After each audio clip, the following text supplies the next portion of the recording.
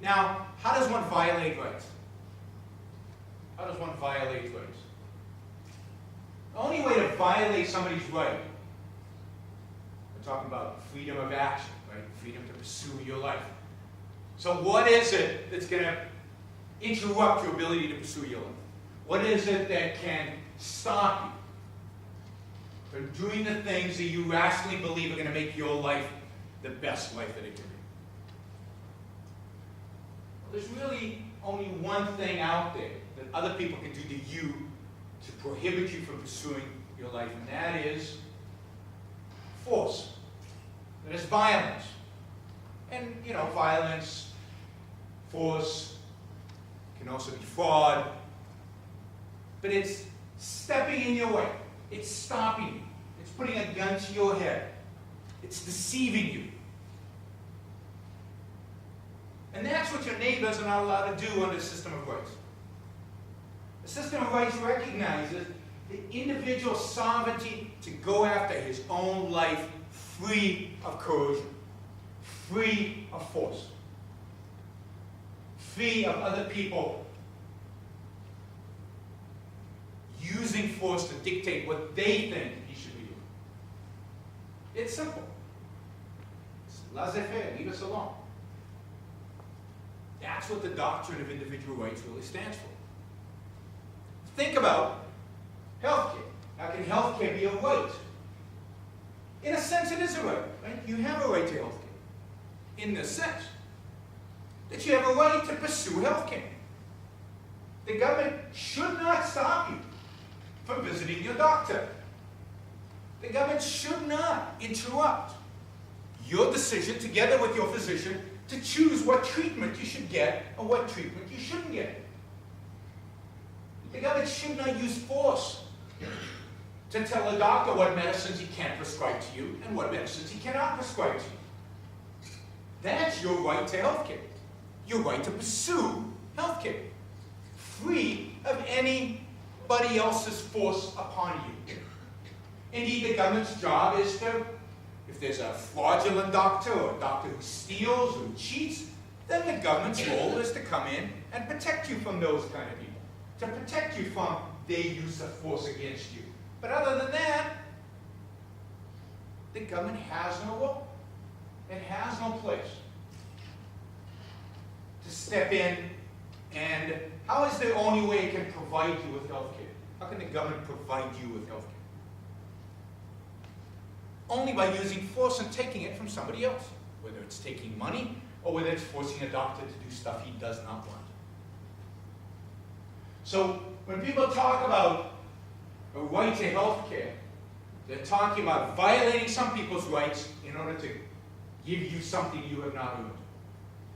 The real right to health care is just basically the individual right to be left free. A need, just because you need something, does not give you the right to take it from others, to steal it from others, to demand it from others. You can ask. But individual rights, a free country, it means that if you need something, you have a right to go and do the best that you can do to pursue it.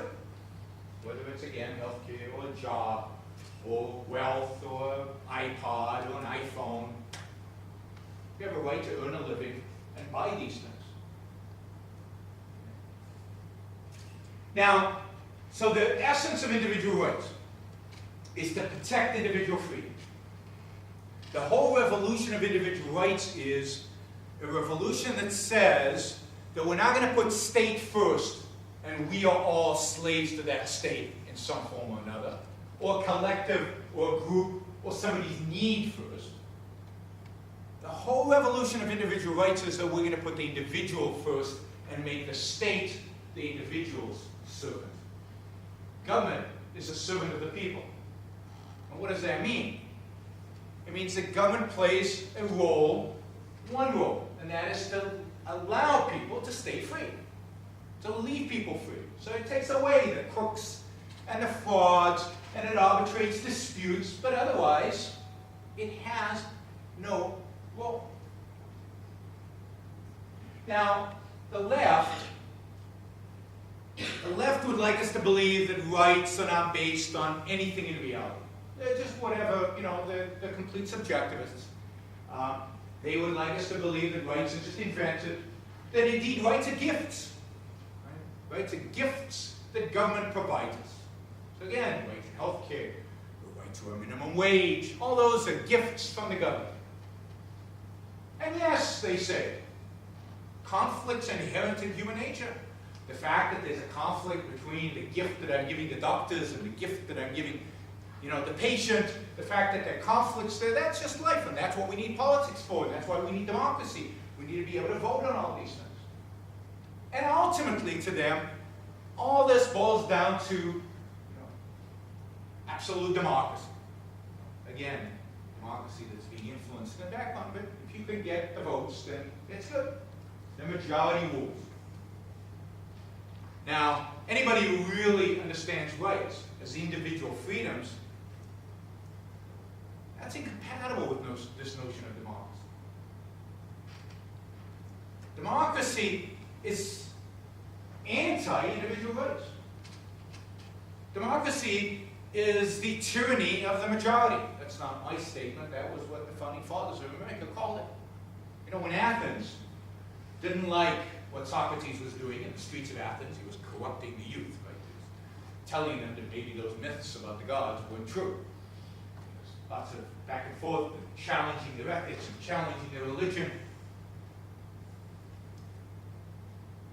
So what did and this is pure democracy, right? Well, not everybody voted. You had to be a landowner, and you could only be male, and so on. But it was pretty close to real democracy. Everybody got into a big, amphitheater in Athens, and they all voted. And I don't know what the percentage was, but it was more than 51% voted to shut him up. And the most effective way to shut up Socrates was have him drink some poison. And Socrates, being a real staunch defender of democracy, Plato comes to him and says, I've got a tunnel, let's run.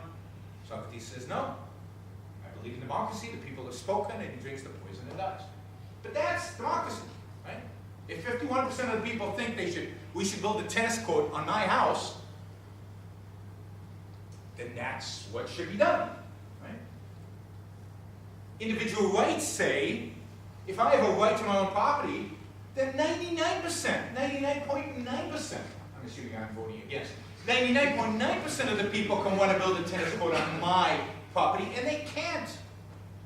And if Socrates, everybody in Athens could hate Socrates, and yet his right to speak is inalienable. But it's not just his right to speak, his right to use his property, his right to go see a doctor, his right not to go see a doctor, his right to buy insurance or not to buy insurance, his right to do whatever he thinks is good for him is inalienable. It doesn't get decided by a vote. And you'll notice that, Democrats or the left wants us to have big votes. They want to have a big federal government where all the votes happen. And Republicans, and so the right in the U.S., is still okay with democracy. They just want to have small votes. They want to do it at a local level.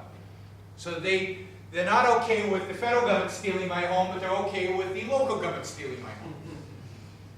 Turning it into a tennis court. State rights, they call it, or county rights, or city rights, or whatever they call it. But there is no such thing. There's only one concept of rights, and that is individual rights. And the individual rights cannot be taken away, should not be allowed to be taken away by any size body. Doesn't matter if it's a local council, doesn't matter if it's a state, doesn't matter if it's a big, evil federal government. Rights are inalienable.